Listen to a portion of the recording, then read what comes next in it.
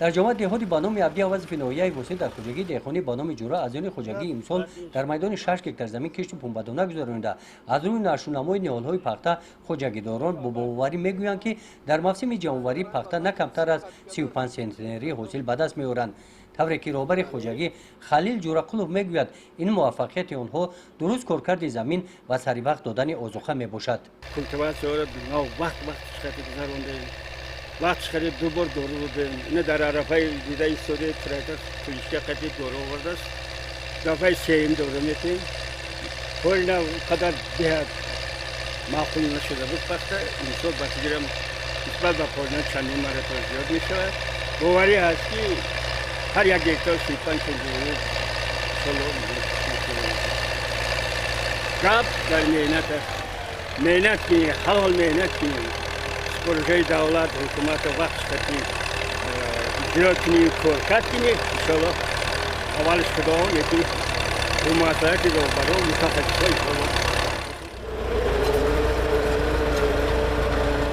یکی از سبب‌های دیگری موفقیت این خوجگی استفاده ثمرناک از تکنیک میباشد. مهنت دستی خریب که از بین رفته است.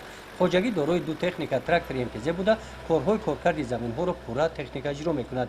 یادآور باید گردید که با دستگیری رهبریت مقامات اجرایی حاکمیت دولتی ناحیه وسه در 5 سال اخیر خوجگی‌های دهقانی صاحب زیاده از 125 همین گونه تکنیک‌های کشاورزی گردیدند که این به پیشرفت ساحه کشاورزی ناحیه مخصوصا جماعت دهاتی به نام عبدی عوض مساعدت نموده است.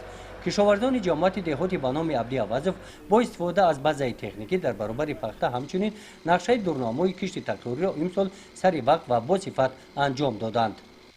موافق نقشه چون همگی 403 هکتار عین حال از قریب نقشه موافق نقشه می کشته کرده قریب پورا اجرا شده قریب که همه زمینو چی توزیع کردگی جفت کردگی تیار کردگی کش تکراری قریب در همه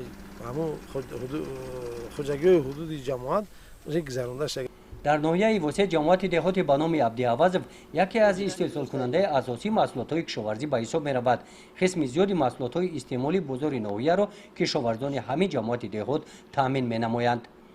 گزارش خواجه نظریه خدای نظر ظهرف از ناحیه وسط برای برنامه اطلاعاتی نوید.